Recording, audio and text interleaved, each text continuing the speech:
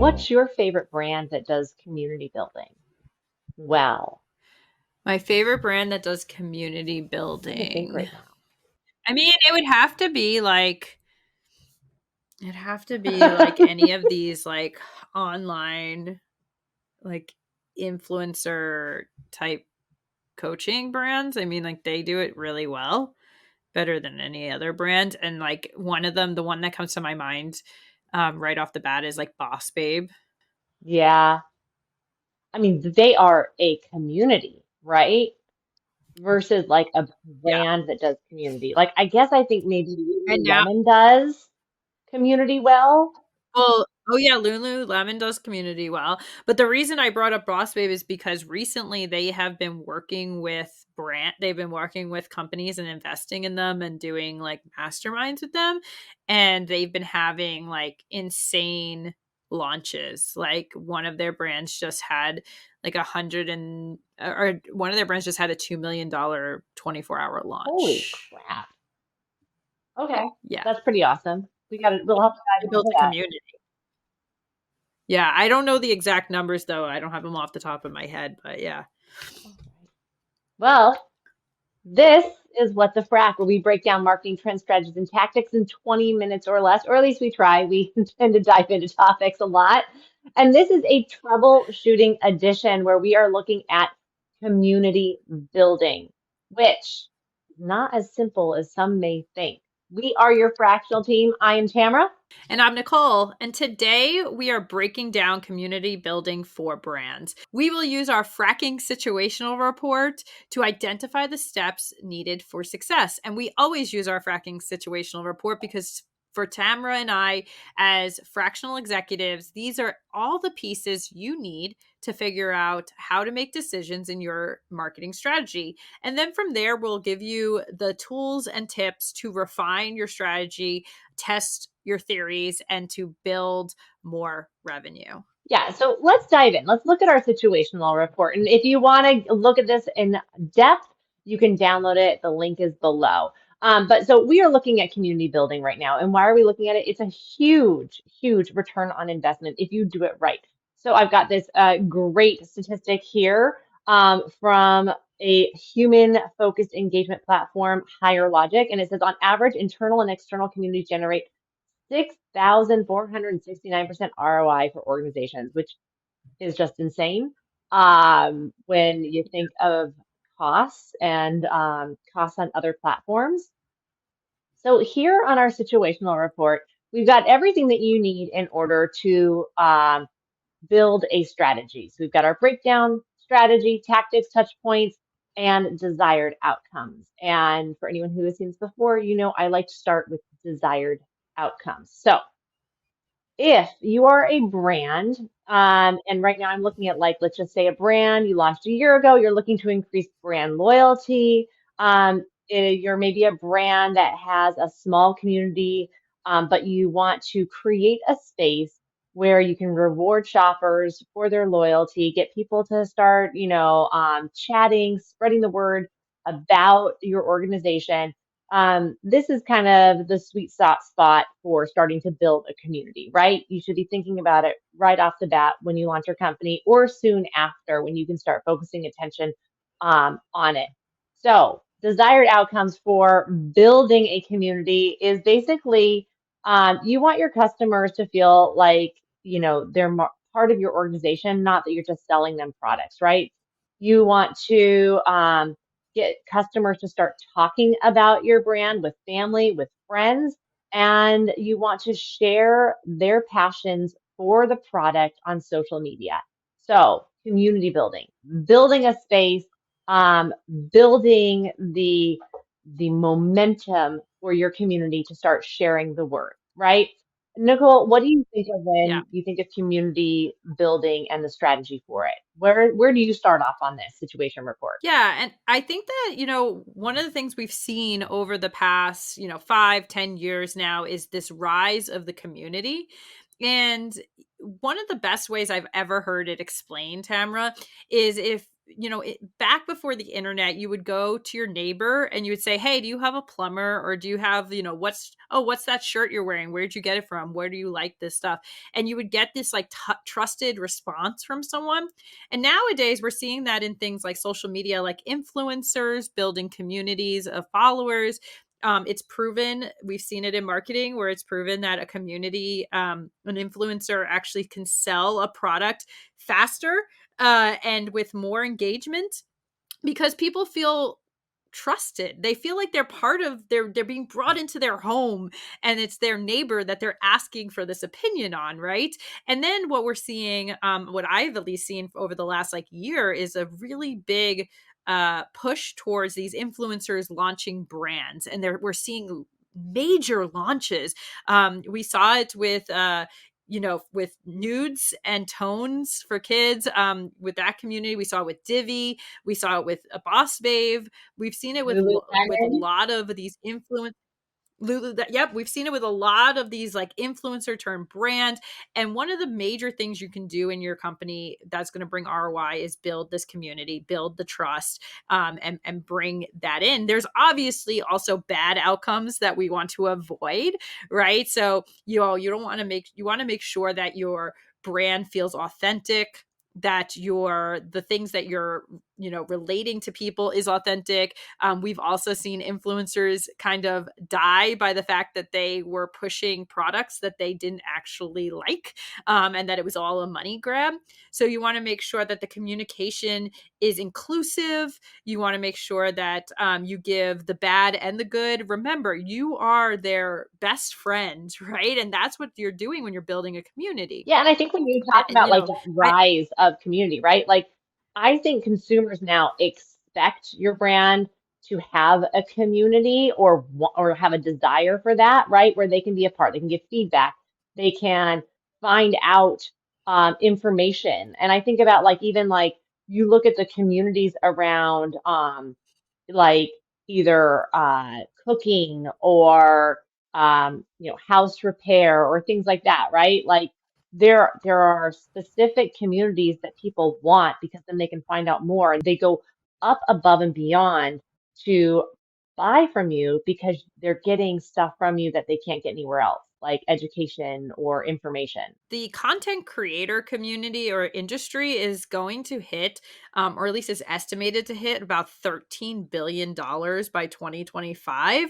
And when we're talking about that, we're not just talking about making reels and dancing on TikTok. We're talking about these people who are building communities and then using that to as a launching point to their brand. And so established brands are a little bit behind actually on this piece. So as a local or an SMB type company, if you can build that loyal following, we're talking about loyalty. Yeah. I mean, Tamara, there's nothing better than loyalty and referrals, right? Exactly. It's your lowest cost acquisition, right? Or lowest cost per purchase. Because these are people that already love your product and they're willing to advocate for you and come back and buy it again. That's what your community is about. And so when we look at troubleshooting, we want to do a couple of different things. We want to ask key questions. Then we look at the touch points and tactics, and then we form our strategy. But before we look at the key questions that Nicole and I both have, there's a few things that you want to have in place, right? So when you're thinking about building a community, you need to, one, know your target audience. Two, have your value proposition and messaging. Three, you want to really actually know your revenue margin, right? Because loyalty programs, they have a cost to it. So you need to have that understanding before you build it out. Four, your touch point map, and five, the metrics that you want to track. So you want to have those in mind before you start planning out your strategy. Um, Now we ask our questions, right? So, Nicole, what's the main questions that you ask when looking at building out a community building strategy? Yeah, I think that the first one is what's your revenue margin? So, some tactics utilized for community building, including affiliates and loyalty programs, they could be designed with discounts and other forms of incentives. And so that requires a cost to you. So, it's not just a free thing. I know we're talking about social media a lot, but this is not free in when you're talking about these programs. So understanding what percentage you can afford is critical, and also understanding what the ROI. So when you are investing money in, if there is a very good ROI, then it makes sense to invest the money. So that would be my first question: is what is your revenue margin? Yeah, that's a really great one. And you even think about like refer a friends, right? And refer a friend is such a common model. It's usually like give $10, get $10. So you build that and you think, oh, that might still be lower cost acquisition than ad spend, right? But if you don't have that money, if that's not in your margin, you can't do ad spend and refer a friend and right, so you really have to Yeah. know what you have to spend when it comes to loyalty programs. Um, Yes. so it's really critical, and I think often not actually put into practice is understanding the value of your time.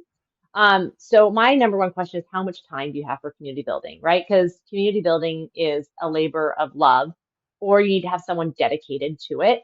Um, it's not just about creating a space, but it's about being responsive to the community members that are in there, providing something to them that is useful, and then following up, right? So you have to do Mhm. more than just post on social media and answer, questions or comments.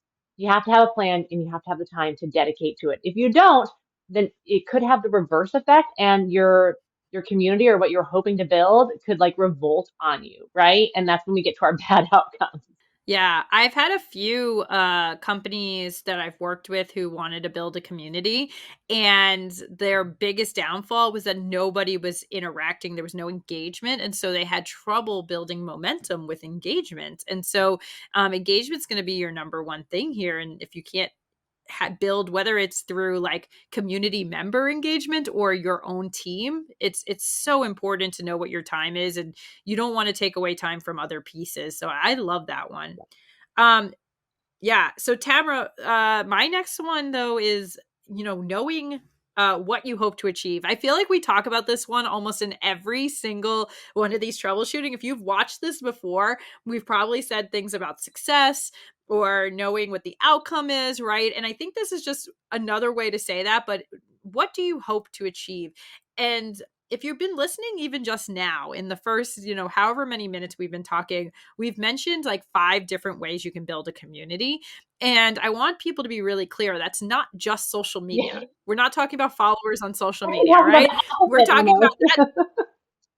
well, but that's one way, right? There's one way. Followers on social media, that's one way to build a community. Email list. I used to have a client that knew every time they sent out an email, they would have X amount of purchases because they had a really great community on their email list. Referral programs, in person community, right? If you're a running store, having people come for a run club every single week, right? This is the community. You need to figure out what is best for you. And you can't do that if you don't know what you hope to achieve. So once you determine the key outcome you want, it's easier to choose the best tactics for your community building. And once again, going back to how much time you have for community building could help you pick those tactics as well, right?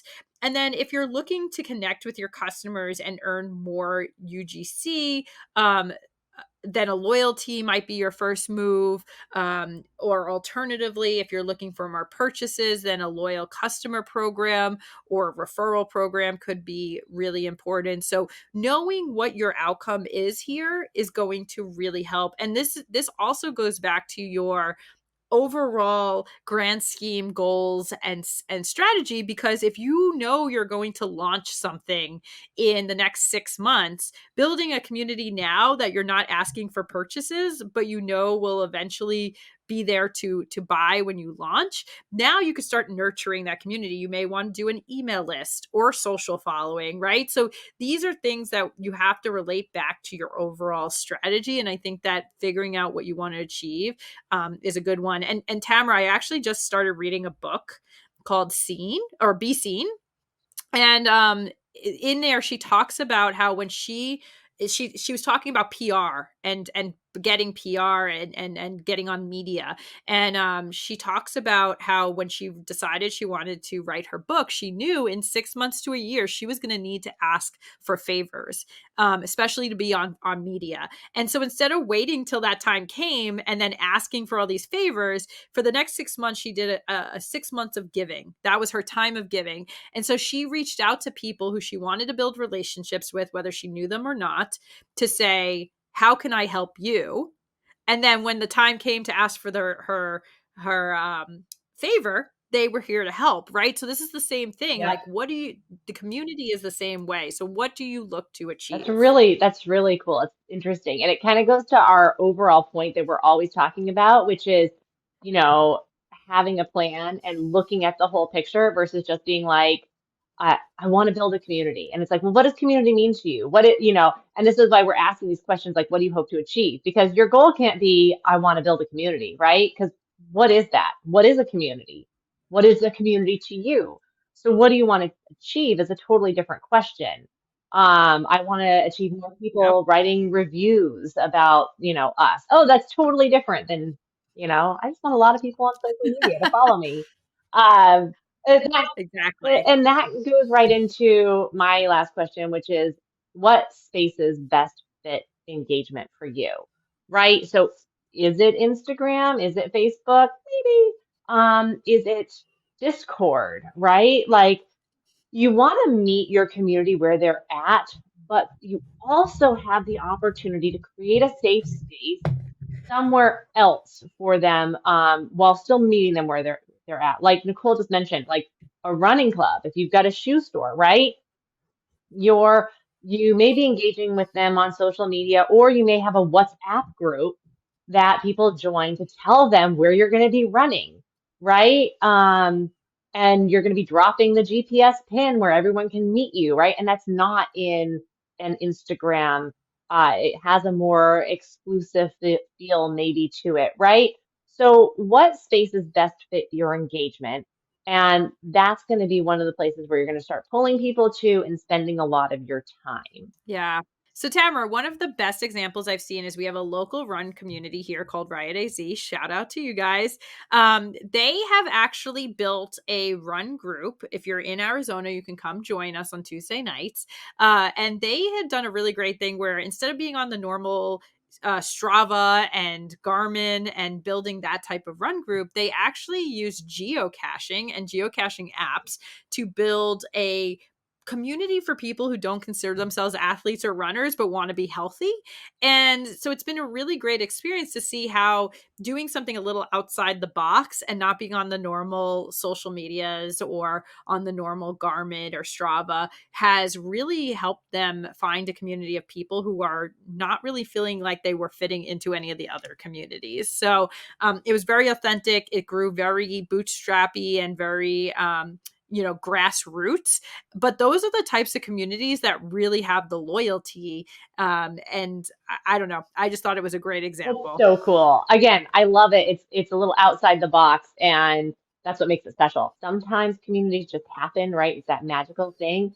A lot of times there's a lot of planning and thought that goes into it, right? Uh, Yeah, absolutely. So there is the super fan theory, and I wish I could take credit for that awesome name, but it is a strategy that is out there. And so if you look at the super fan theory, we gave it our fractional twist, and it's basically you want to let customers know that they are valued by the brand by building an inclusive community with channels to interact and share, right? So you want to build, engage, thank, and repeat for this strategy. So again, build, engage, think, and repeat. And that goes into all these questions that we just asked, right? How much time do you have? What channels do you meet them on? And what do you want to achieve? And what touch points are you going to have with that? So, Nicole, what do you think of the super fan theory?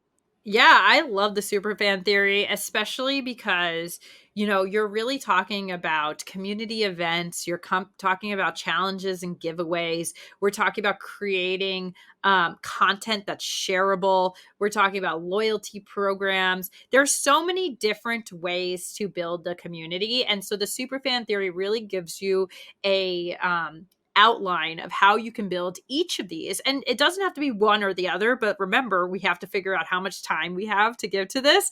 But it gives you like that framework to kind of say, okay, let's see where our customers are out. Let's build a loyalty program or a community event. Let's engage, let's thank, and let's repeat, right? And so you're kind of giving that framework to really think through these Yeah, and pieces. then you can utilize those tactics, right? Like you said, community events, the challenges, the giveaways, all those tactics can bring people in.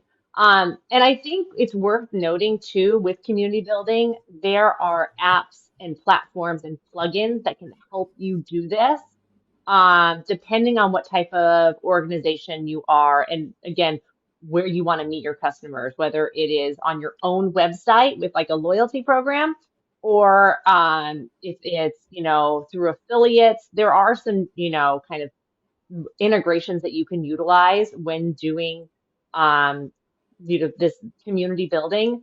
But there are a lot of challenges Yeah. too. And I think the main challenge that I see with community building is understanding the identity of your community, because a community is not the brand, right? And it may share some of the brand values, but many times it takes off an entirely different, distinct identity and tone, and you need to meet it there as a brand as opposed to trying to keep pulling it back, right? Like kind of like let it feed itself and let it grow once you set it on. Yeah. So I think that's like the key challenge to look out for, is trying to mold your community too much.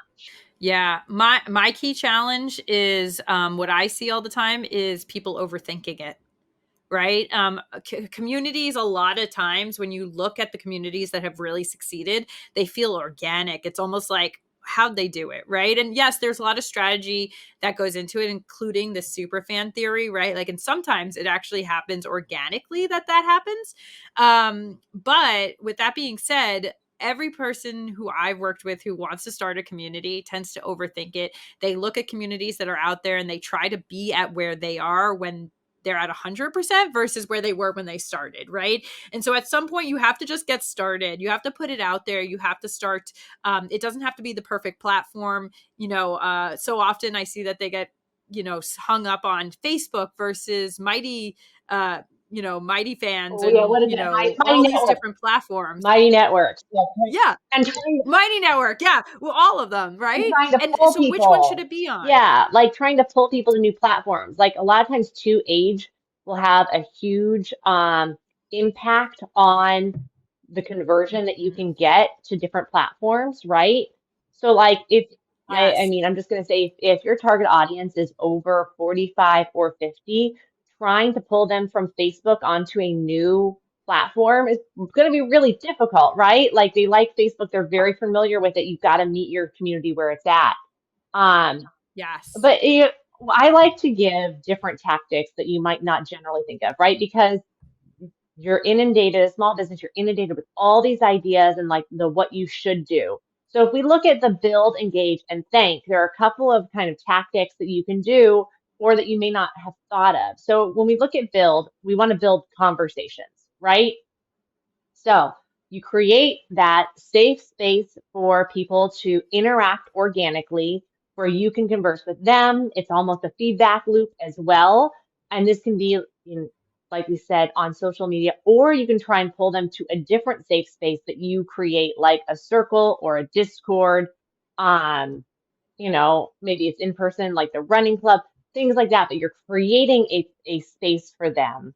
And Yeah. another way that you can build this, it's either inclusive or maybe it's a little bit exclusive, but places where customers can get kind of exclusive benefits is another way to draw community, right?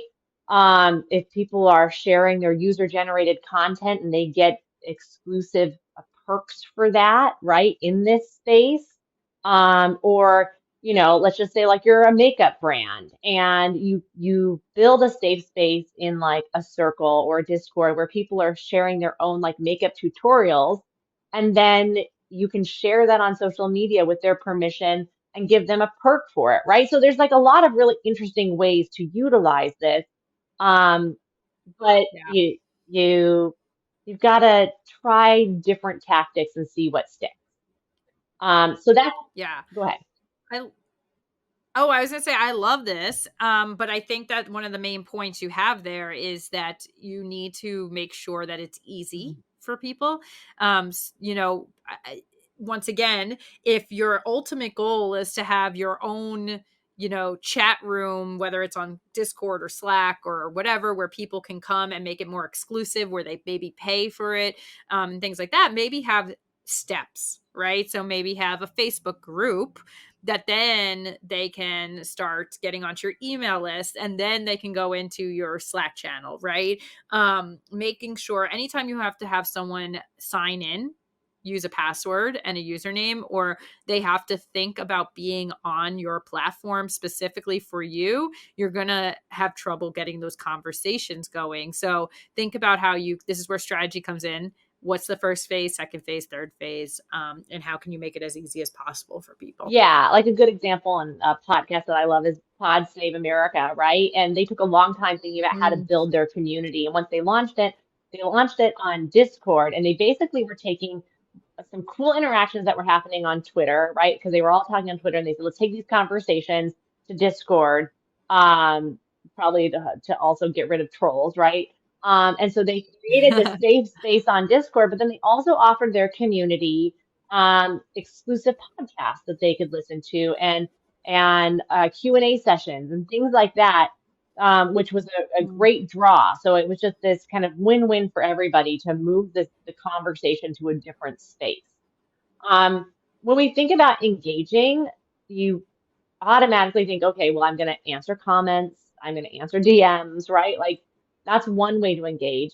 A different way that I've seen some really cool success is Ask Me Anything, right? And doing those Mhm. either in the safe Yep. space that you've created or more broadly in different spaces that can also attract new community members, right? And I'm always fascinated by the Reddit Ask Me Anything. Um, right. Yeah. I'm always fascinated by anything Reddit because it's just weird out there. But yeah, so I mean, you can think outside of the box on how to engage, but that's a different way. And then incentivize participation, if you feel like that's right for your brand. So, Yeah. post by, posting a picture, you're entered into this contest and you could win, something, or, $25 gift card for answering this survey, or things like that, but a way to incentivize people for being highly active. That's the word I'm using for. I'm not like I've used the word engaged way too many times. Highly active Yeah. inside the group, right? So it doesn't have to Yep. be money, right? It can be notoriety, shout outs, things like that that really just show that you're listening and that you see them and that their participation is really valued. Yeah. And don't forget engagement like this, like the ask me anythings, and the incentivization, participation piece of it is a really good way for you to figure out what your audience wants. Right? Because if you're listening to this and you keep getting questions about the same things, then your audience is really being attracted to that. And here's where things get a little, tricky is that if they are being attracted to a piece of your message that is not what you want them to be attracted to, well, then we need to figure out why that messaging is really hitting home.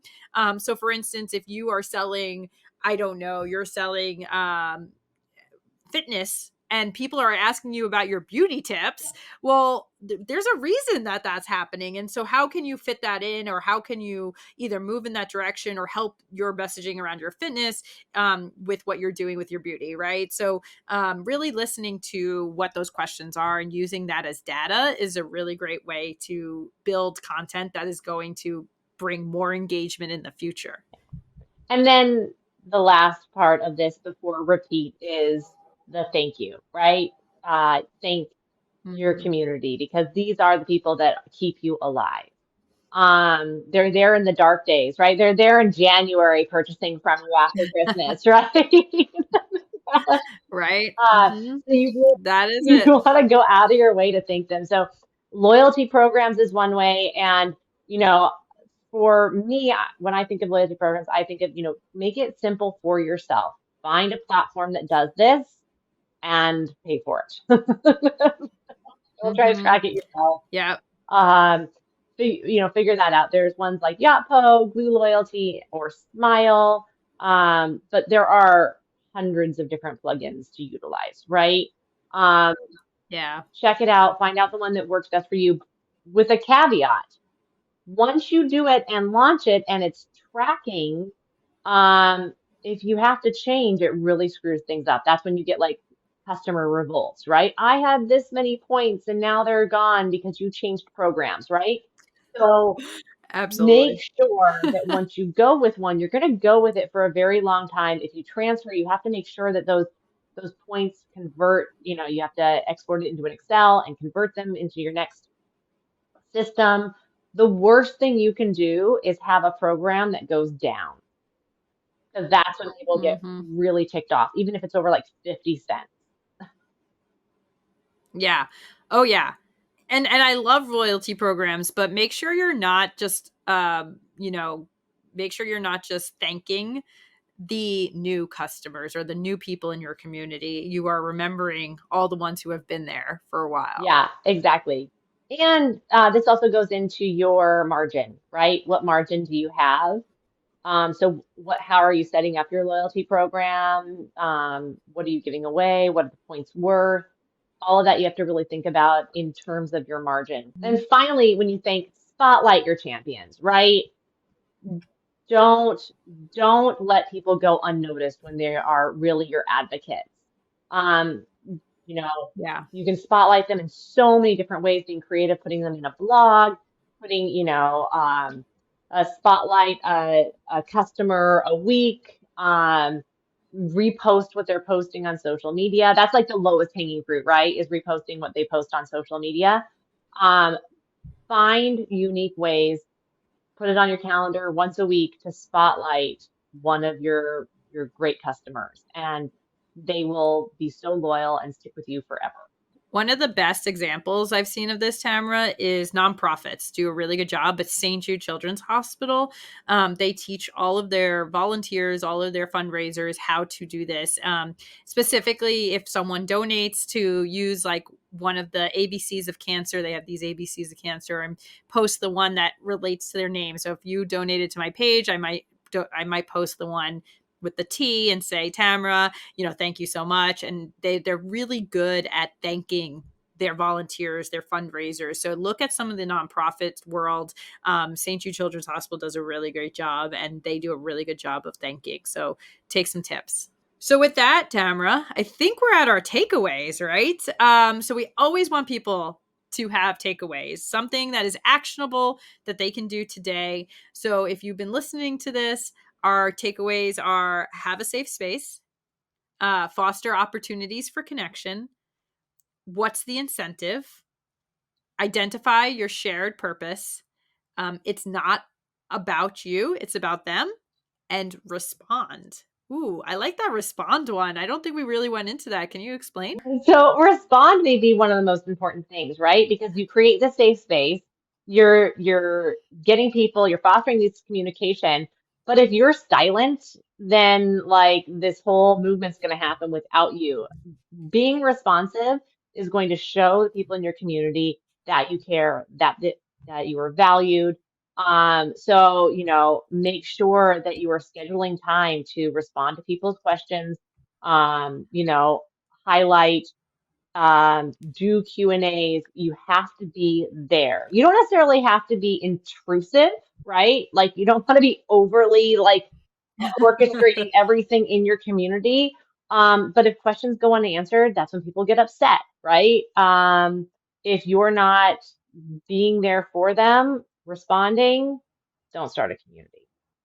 Uh, Yeah, Look I agree. at your time again. And if you don't have the time to respond, you don't have the time for a community.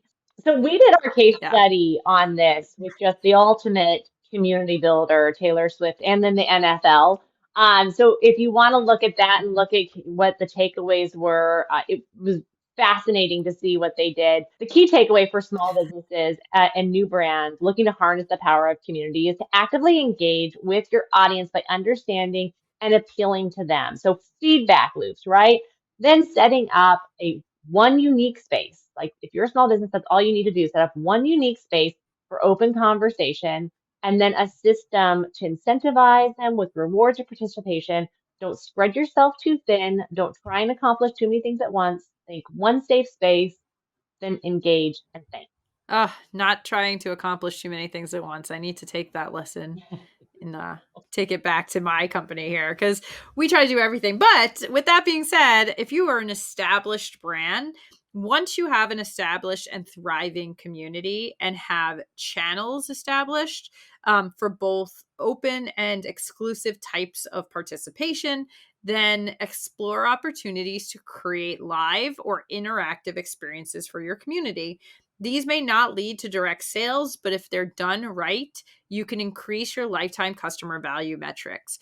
And you can also increase your referral metrics. And we all know, especially as marketers, maybe salespeople, that referrals are our favorite thing in the world because the chances of signing them are exponentially higher than any other type of client, as well as the cost per acquisition is lower, which is everything we want as marketers. 100%, 100%. So that is our troubleshooting episode today.